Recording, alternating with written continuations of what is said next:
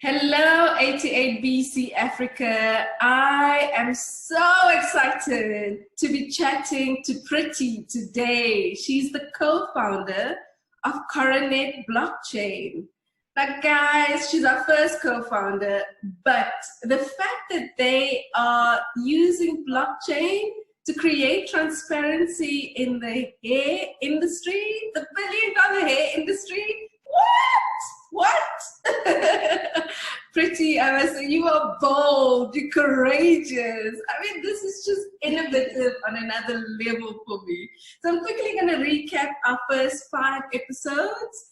Episode 1, we featured Leanne Lancaster from Mama Money, and she chatted to us about fintech and the work that they're doing at Mama Money to ensure financial inclusion in various African countries, and that was exciting. Episode 2, I had Janine Sickmayer come through from the States. They're having their elections right now, today, yesterday. Yeah, it's just been US elections all over the place. So I hope she's well. But her story is one that we don't often hear, where she bootstrapped a startup, Next Chapter, grew it, and it was acquired. So there was no way that I was not going to feature her. Episode 3, we had Meryl Ford, and she chatted to me about how we can use blockchain to plug that leaky public purse. Episode 4, we had Melina from BankQ. And Melina chatted to us about the incredible work BankQ is doing across the continent to ensure economic identities. And whoa, I mean, that for me opened my eyes up to endless opportunities in that space. Episode 5, I chatted to Benito. I met him when I was in Mauritius last year, and he chatted to me about the opportunities around blockchain in Mauritius. Yeah, guys, if you have the opportunity, you should definitely check that out as a market, most certainly. And today, episode 6 in our 6-part series, I've definitely saved the best for last. As I've mentioned, dynamic co-founder of Coronet, Pretty, here with us today. And guys, I'm so excited for this chat, simply because it is so innovative. So Pretty, I'm going to hand over to you. Tell us a bit more about yourself, your career, and how you made it into the blockchain space, but more specifically, why blockchain and the hair industry? Thank you so much for having me. So I started my career within the management consulting space. So I've worked for about half a decade as a key account manager. So I would have in my portfolio a number of accounts that will come, and I have to make sure that the team that works delivers on that account. So one of the accounts that we had was an ex-colleague of my husband's. They used to work together at Deloitte, who has started this hair business, and they were selling hair just out of a handbag. Well, that's how many businesses in that space take. Just want to put food on the table. And they were selling it from taxi rank out of that. So they came through to us and they were like, we need you guys to put structures in place. There's a lot of demand for this. At any given moment, we are walking around with a stock of like 200,000 in our bag. It's not safe, and we need to start building credibility. And then that's when we started taking the account. And long story short, within the period of 36 months, we have evolved them from that hand-to-mouth business into making about 30 million a year. They were employing 30 staff. They had 4 branches, and 2 of them were inside 5-star hotels, because we wanted to build the brand credibility, because it's coming from the informal sector.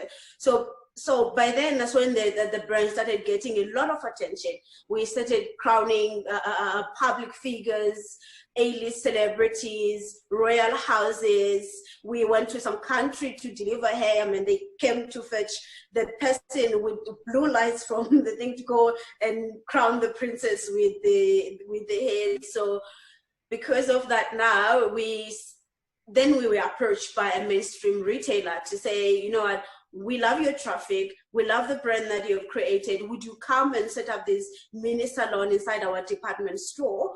And they had about 200 of those, so we're just gonna start with like 20 of them just to test if the market, if it's going to work. So that's when the hard questions started coming about the quality of the hair, because it's 100% human hair. It claims to be Brazilian, it claims to be Peruvian, Indian Remy, all of those kind of stuff. Because they are mainstream business that is highly audited, they needed a proof of origin, proof of quality, authentication. If it was pure gold, for example, or pure leather, they will have that certificate of authentication that proves that a third party has really confirmed that it is a quality that we claim, to avoid if a customer comes forward to say, no, it is not what it says it is. So then we started consulting with quite a lot of people around, is there a framework that can help us to determine what quality this is? And there was quite a lot of things. We had to insure our inventory when it's in transit. When we spoke to insurers, same thing. They're like, if there is no data or history of the product itself, we cannot insure it at the amount that you say it costs, because there's no proof of quality that it is what you say it is. So that's when we started talking to quite a lot of them and trying to find a way to prove the quality. Then we realized that it was not just a quality problem. Actually, it was more of a supply chain problem, because the supply chain is quite fragmented. There's a lot of, there's no transparency within the supply chain. Hair moves from India, it is manufactured in China, Brazil, Peru, and then it makes its way into Africa. By the time it reached the consumer, it has gone through 100 hands. And we realized that salons, even though there's been some cases last year where consumers are taking salons to court because these products are quite expensive, and then when they get to discover it is not what it is, and then we said maybe it's a what do you call it, it's a product you use aftercare and those kind of things. But the salons, we had to kind of prove that they're not really the source of this hair. It is where it's manufactured. They don't manufacture the product, so there's no way they can really compromise it. So through those kind of things and other supply chain products, supply chain issues with the entire chain of suppliers that are responsible to bring the hair, we realize it's quite fragmented, it's quite not sustainable, and all those kind of things that are needed for a small business to do business with a bigger business. The brand, even though it was commanding big numbers, it couldn't really tick those boxes.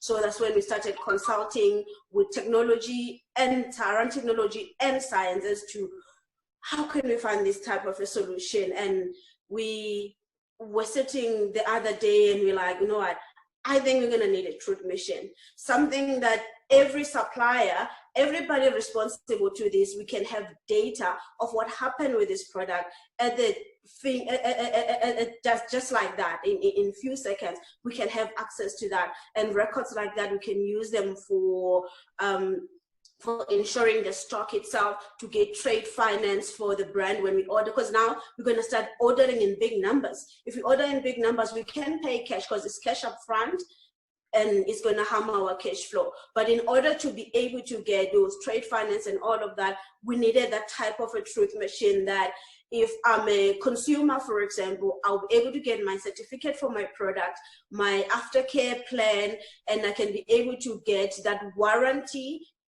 It is in paper that I know what happens if I'm not happy. If I'm a stylist, I will be able to prove that I've been working in this industry. They are mostly self-taught. So I will be able to prove that, you know what, I've been working for many years. I've got experience. These are my credentials, and my consumers can actually rate how good I am or how not good I am, so that consumers, they know what they are getting themselves into. If I'm a salon owner, I can have a track record of the bookings, the consistency of the customer, and I can book them in advance to say, because the hair is supposed to last you for 4 years, and they're supposed to come to the salon at least twice a month to do that aftercare. So there is no system to kind of like project that as an income. For example, I can prove to say I have an inventory stock that is an asset that is worth 40 million this year go through my hands. I had 3,000 customers and they've come through twice. So I can kind of project to say in the next 3 years, I'm most likely to have my balance sheet looking like this. So now it becomes more of a formalized business that if you want to sell the business, if you want to expand the business, you can be able to get that assistance. And if you are a manufacturer, you can actually prove that you take the boxes that are expected of you with the quality of the product that you saw with and the environment that you comply with all of that. There've been quite a lot of Chinese brands that have been forbidden in the US because they have a lot of child labor and forced labor. So they kind of try to be creative to really cut the margins thin to get more margins rather. So all those kind of things were like, what if there was a way of having all of that happening in one platform? And then we didn't really know what we were looking for. And then that's when we spoke to a friend of ours, was like, this sounds like a blockchain case. You should come through to IBM. We have this program where we invest in startups that show potential, that have got a great impact within South Africa, that shows scalability. You should come through and just pitch your idea to our committee. And then later on, that's when we started earlier this year. They put down an investment. We started building the technology this year, and it has been quite exciting. Wow, Pretty. What? You could have sat back and said, okay, you know, it is what it is. Yeah. Yes. But you didn't. And that's what I love. You took this bull by the horns, and I mean, it's mammoth. From what you've described, this is not a small business, right? But not only creating transparency around supply chains, but, and this excites me, you're creating economic identities for hair salon owners so that they can build their balance sheet and grow their business. What? Oh, goosebumps. Sorry for the excitement, Pretty, but you amazing work. Yeah. Such important work. So thank you. Thank you. I'm not sitting back and saying, you know, it is what it is. It's a mammoth task. How are we gonna even start eating this? You know? But you and your husband decided you're gonna tackle it. And by joining the program, you've built your platform, and whoa, Pretty, well done. Yeah. Well, thank you. That is just remarkable. Absolutely remarkable. So is the platform ready? Can people start using it from a hair salon owner perspective, or are you still building? We are still building. We will be done with our MVP by the second week of December. And then from there, we already have a couple of manufacturers that have got like 40 years of experience, and they've been kind of looking to prove the ethical sourcing and prove the origin of the quality. So they've come on board to say they will do the pilot with us. So we've got a number of them, and the number of salons, and the number of stylists that are going to participate within the pilot. Then Q1 next year, we will now open the platform to be generally available for all the salon owners to be, and stylists to be onboarded on that. But parallel to that, we are finding ways to, like, you know what, our supplier requirements can be stringent so that we can run an ethical supply chain. So we realize that our industry, our market here in Africa is a little behind when it comes to standards and stuff like that. So we have to merge technology with a lot of training. So we are looking for ways to kind of avail the training for them before we can onboard them on the platform, to personally make sure that what they promise to deliver, they can deliver it. I love that. Again, mammoth task. but you don't seem phased. Yeah. You seem like you are enjoying this. Like, but Pretty, I mean, it's just incredible. So I'm definitely going to be watching this space very closely and rooting for you guys. And I appreciate that. anything I can do, anyway Thank you. I'm here. So in terms of blockchain and being I on appreciate it. program, you know, a lot of people think about the blockchain space and it's daunting. It seems daunting, right?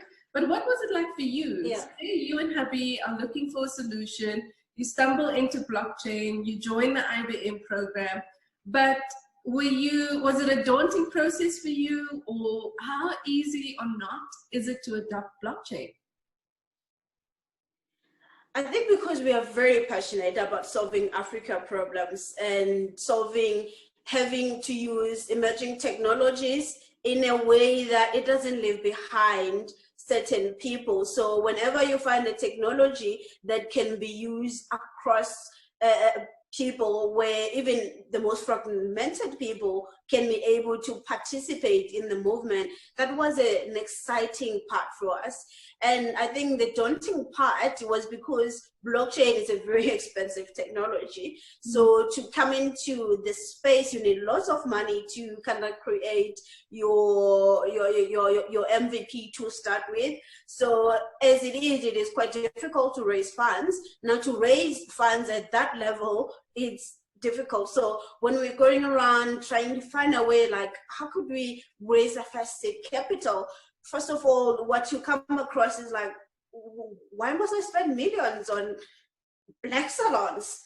And you're like, those are businesses. They started a backyard and employ 6 people within 12 months. Where do you get businesses like that? If we put food on the table, they're very good for our economy. 2.5 million families in Africa, they make their living from this. 24 million women are buying this. So we really need to make this sustainable if we're going to continue going forward.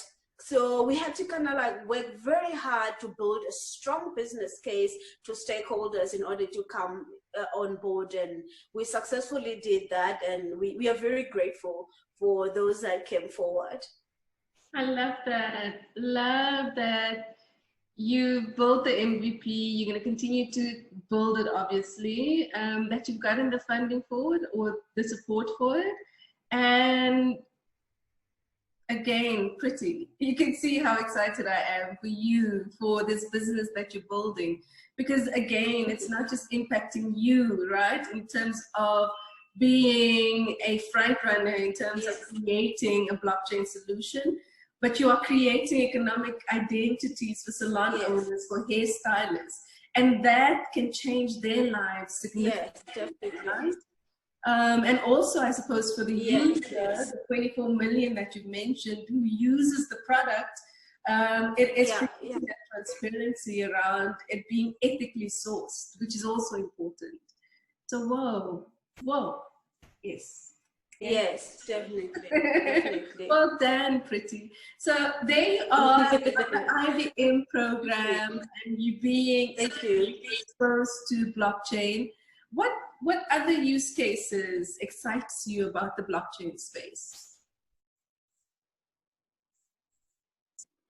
I think use cases, especially when you're looking at where we are going as a continent, in about 150,000 hours, we would have reached close to 2 billion of the population in Africa, meaning that there's going to be a burden of many things. So any blockchain use case that is around food safety, that is around your fast moving consumer goods, that is around, that has got low barriers to entry. For example, the food system, for example, we kind of need to have sustainable small scale farmers. So any use case that puts them together so that they can be able to create a community, run sustainable business, sustainable, employable skills that are within that industry, that can create inclusive benefits for all that are involved within the supply chain. Because what we have been saying is that a lot of of people within the African continent are always on the downstream of supply chain, meaning that when it comes to production and logistic and all those kind of things, we're still lagging behind a bit. So sometimes we don't meet the requirements that are needed by mainstream customers to say, no, our crops don't really meet their requirements. So any type of a supply chain of a solution that is applied to cause that inclusive benefit for many people that are already involved, that kind of levels the playground, kind of excuse me, create, I mean, we have the SDG Sustainable Development Goals. The theme for 2030 is leave no one behind. So technology has to do that as well. It cannot be inclusive, something that it only can be accommodating people with 80 skills, businesses that are already doing well. So use cases in that space, they really excite me because they're solving African problems and they're kind of involving a whole number of people. Unlike the figure that the fourth industrialization is going to steal jobs, this one is going to make jobs more sustainable. So that's what excites me about those types of use cases. And talking about inclusion, right? I am always chatting to our female founders around diversity and inclusion. And this is more from a client perspective, from an employee perspective, from a supplier perspective. Because I can't do homogenous spaces, you know, diversity, inclusion. Love it because it makes my life spicy. I love traveling, I love different cultures, different backgrounds, especially the continent, right? So homogeneity is something for me that is dated. And I think especially as Black female founders, we have to be even more cognizant of this in our businesses, because just because I employ Black employees doesn't mean that my space is diverse. It doesn't mean that it's inclusive, right? So we have to be aware of this as well, especially as we move. As we move into the fourth industrial revolution, it is about diversity and inclusion, and really about leaving nobody behind. That's important with the 88 Business Collective. Female founders that are tech adjacent, it's to bring them along. Let's have these conversations. So you might find tech daunting, but let's have the conversation and move you along so that we don't leave anyone behind. And so we know that the tech space is still largely homogenous, you know, and yes, we're doing the work, we're playing our role to ensure that it changes.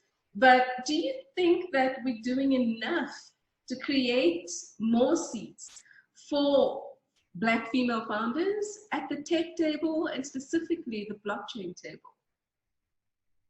I think when it comes to conversation, it has become more a normal thing now to talk about it. It's becoming more acceptable. It's no longer a shock to find a female founder. But I think that there's just three things for me. One, we really need to start to put money where our mouth is, because we can't only be talking about it, so we need to create ecosystems. So that level of support needs to start firstly at home. We need to start thinking that our girls need to do galley work. I don't know what galley work is. We need to do it in our communities. We need to do it as a country. Governments really need to build infrastructure that support what we say. And globally, we need to do that. And the second thing is that we need to stop treating women with pink gloves. You know, I get so mad sometimes. You find it like children, people with disability, women. I'm like, why are you putting women at the same table with people that have a weakness and need nurturing? Is it weak to be a woman? We need to start realizing that we don't need Gugu Gaga training. We need some kind of unicorn grade type of trainings that are added, and communities. Give us real training. Give us real resources to build our businesses. Don't give us female, we need support type of things. We're founders, we're co-founders of tech businesses that happen to be female. So we need to really, really up our game when it comes to that. And the third thing, we need more money. So we need to increase our deal size. Seriously, blockchain specifically is a very expensive technology. So we cannot really be stuck at just 300,000 is enough to start a business. It's not. We need to put a lot of money behind our female founders, because the impact that they are able, you are always going to get return on investment. So we definitely have to put more money, increase our deal size, catch up with the global. If you're going to compete at the global level, we need to really put money at the global level. You can't find out that in San Francisco, a same startup like myself has been funded $2 million US. Then in Africa, we think that 6 figures is a lot of money. We really need to grow up and just put more money. You are so spot on, Pretty. And I love the fact that you said women need to stop being treated with pink gloves. I love that. And that to anyone that's listening and going to be listening to this episode, I want you to remember this one thing from this episode is this: the future is female, and that future is going to be powered by blockchain.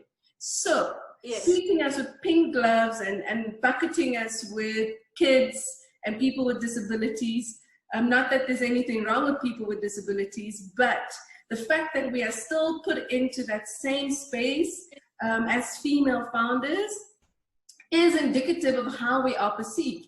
And you see this when you step into a boardroom. You feel it when you're having a conversation around raising $2 million, right? It comes through. So it is time that there is a paradigm shift from a government perspective, a public sector perspective, and the startup ecosystem to really understand the power of women. I mean, if we just look at the pandemic, and I did a talk, and it's also on our YouTube channel, about the impact of COVID-19 on female founders. And I went very positive with it and highlighted women that were able to grow their businesses during a pandemic. If we look at Jacinda Ardern, the Prime Minister of New Zealand that was re-elected recently, I'm so happy to hear that. Look at how powerful this woman has handled COVID. And there are so many more of us, right? We are not here to play games. We are not here to be handled with kid gloves. We are not also going to be begging. You know, I think there's a fresh generation of female founders like yourself, Pretty, that is fearless, that is bold, that is courageous. And so everyone around the table needs to step up and level up to your level of fearlessness, your level of courage, your level of boldness, and say, let's take Pretty seriously. So when we start attacking her ask for $2 million USD, let's take it seriously, you know, and not just wave her off as, you know, she's a female founder. And so, yes, from a South African ecosystem perspective, we have a long way to go to really start treating women as the powerhouses that we are when we sit at the table. And then certainly from an investor perspective, to unlock more funding and investment for female founders. And when we step into the boardrooms, to take us seriously and not to look at us as weak, not to look at us as female founders, you know, because best believe there is a fresh generation of female founders, African female founders. And I chat to them on a regular basis that are fearless and they are coming for everything. So I need everyone in the ecosystem to start taking us very seriously, because again, and you'll call me in 10 years, Pretty, you'll call me in 15 years, 20 years, and you'll go, that future that you talked about, and powered by blockchain, here we are living it. It's going to happen. And here's the thing, again, we're not here to beg. I think no, we're not. We might have begged, but there's a fresh generation of African female founders that's not going to beg, and we will make things happen. We are going to make it. But we want to obviously bring as many people along this journey as we possibly can. So we're only going to ask our ecosystem to join us and join us as equal, join us in equal conversation. Yes, definitely. I like that. Yeah, it's time, Pretty. It is. been on this journey for 16 years, and I have bumped into misogyny, I've bumped into patriarchy in South Africa, in Kenya, in Burundi, in Uganda, in India. So I know what it feels like to be dismissed because you're a woman. You know, yes. For my first TV interview, and I was asked to just wait for my MD. And, and so I was like, we're waiting for my MD. And so I played along, you know, and eventually my creative director got impatient, and he told the lady that asked me to wait that this is actually the person that we're waiting for. So I've lived through being dismissed, and I think it's been a huge part of my 16-year journey. And so I'm also excited to see that change that's happening now, of fearless founders like yourself. That's not going to, you know, that's not going to sit back and go, okay, you know, we're just going to take it. And there's so many of you that I chat to on a regular basis. So I'm very excited for the South African ecosystem, extremely excited for the African ecosystem as it pertains to founders. So, definitely. Pretty, I would like to get to know you a little bit more. So tell me about the most important piece of career advice that you've received to date. I think it's invest in yourself. When you invest in yourself, it's not too difficult to get other people to invest in yourself. So we really need to take ourselves seriously, because people take a cue from us. If we don't take ourselves serious and really continue educating ourselves, continue working super hard and making sure that we are damn good at our job. So I think for me that's the best career I've ever received, career advice I've ever received, to say, take yourself seriously, invest in yourself way before you ask someone else. Be the first one to just put on work and time and resources on the table. Then when other people come, they're really gonna be easy to convince them. Oh, and you live it, you breathe it. I can feel that energy all the way. I love that. I absolutely love that. And I think it's Beyonce who said, you must bet on yourself. It is so important. Yes. And it's important, I think, especially for women. We are faced and in places and spaces still where we can easily be dismissed.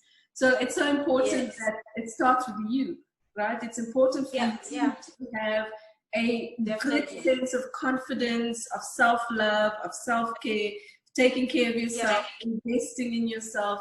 And so when you step into a boardroom, you are taken seriously. When you step into any space, people will sit up and listen to what you have to say. So it's vital. It's vital that you believe in yourself before anybody else will. And I say this to many founders, especially your early stage founders, where there's still a little lack of confidence in terms of what they're selling, in terms of their business. I always say to you, you have to believe what you're selling. If you're not going to believe it, you're not going to buy it. So it's so true. I love that. So what's your favorite quote and why? I think my favorite quote is by Muhammad Ali. He says that your service to others, it's like a rent. It's like paying a rent for the room here on earth. I think most importantly is a person who's actually saying that. I love how he used his platform to give a voice to the people that don't have a voice, to drive political influence, social change, and be very good at what it does. And I think we have an opportunity to do that, to be very good at what we do, to drive social good, political influence, and to really give a voice for those that don't really get the privilege to sit at the tables that we are sitting in. So that's just why I love that quote so much. Oh, and yes, the thing for me is that it's not just your favorite quote, but you're living it, right? You are serving those end users, which is me, the consumer of the hair, as well as the salon owner, as well as the hairstylist, And by doing the work that you're doing, you are serving. And that for me is so important. I was thinking about that last night. Yes. And as I usually do, I have a profi pause at the end of my day. And I think about, my day and what I can do better, where I can improve, so that today I show up better than I did yesterday. And so as I was wrapping up my day, serving came to mind, and perhaps it has to do with the US elections. Because when I think about Trump, for instance, he doesn't exude servanthood at all. He's an egomaniac, and I sincerely believe that that's what drove the Industrial Revolution 3.0. But that era is over. Yes. There's a new era of 4.0 that will be driven by servanthood, that will be driven by servant leadership. And so every day I want to show up serving our female founders. And in serving them, it is growing their businesses. In serving them, it is supporting them to grow from the level that they're at when they enter the collective and going to a completely brand new level, fresh level of not just revenue, but growth for them as the female founder as well. But coming at it consistently as a servant by serving our female founders. And I think for me, it's something that I want to continue building on, because I do not want to be, and I think for me, being driven by your ego will always now, after watching the US elections, be personified by Donald Trump. And so I don't want to be that kind of person. And I think for many years, and I did too, early on in my entrepreneurial journey, I really admired what he did from an entrepreneurial perspective. But to watch him just come into this presidency and where he is now and just exude ego on another level, that's certainly not the type of leader that I want to be. And I think and sincerely believe that there is a change happening. It's already happening. And more of us are drawn to servant leadership. So I love that quote, and the fact that it so beautifully ties up to me wrapping up my evening last night. You confirmed for me that I'm on the right track, and I have to continue unpacking for myself what that servant leadership looks like. And what a servant organization feels like, sounds like, walks like, talks like. What's the culture of servant-led organization? So thank you. Thank you for that. So what do you do for fun, Pretty? I like building things. So whatever it is, it has to do with building things. So if we're not building things, I just like visiting new restaurants and just stumbling, like I used to fuss too much when I go to the restaurant with everything, but now I'm like, okay, I need to start having fun. I need to start going to all the restaurants and just enjoy how restaurants came about, just enjoy the ambience and everything, try new things, new coffee shops and all of that. So between those two things, nurturing my foodiness and loving to both things, those are the things that I enjoy doing when I'm not working. I love that. We should definitely grab lunch or brunch sometime. But once the virus has been completely, once you've gotten a hold of it and more control over it, like I'm still at a level over here. I'm still behaving like I'm in level 5, so I would love brunch with you and see that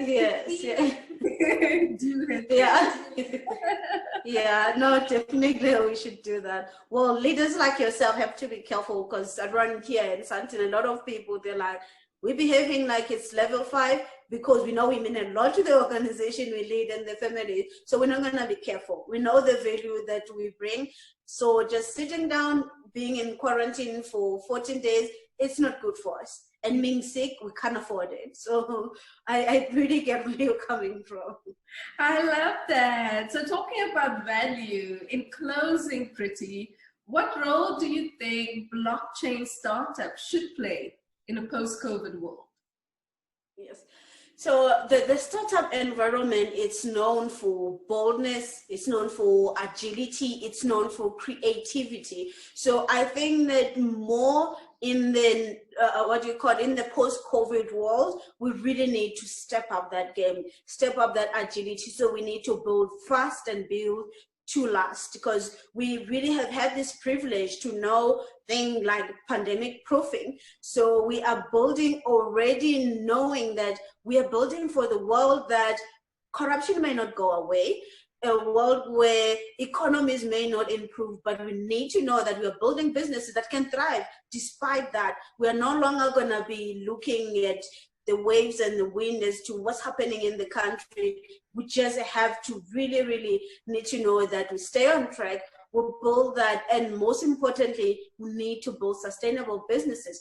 Africa cannot afford informal businesses anymore. We really cannot be saying now by 2035 we will have 600 million African young people that are employable.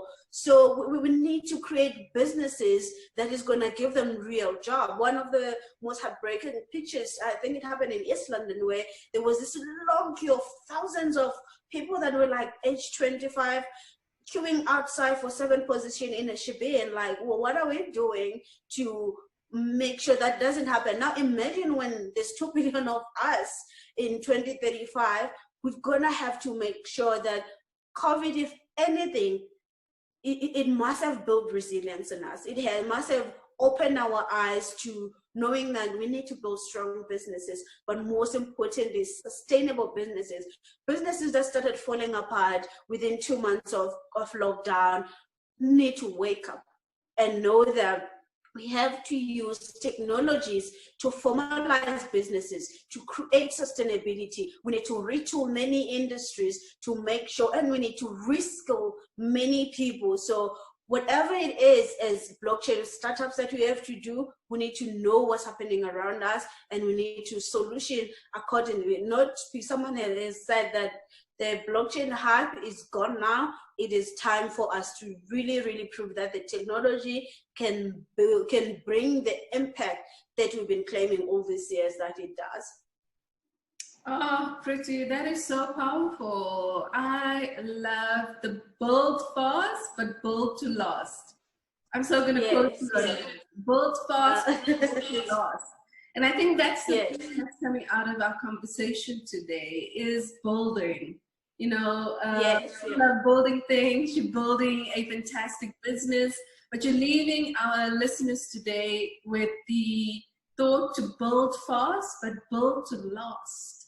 And I love that. I love that. It's so important. We've adopted goal number 8 from the SDGs.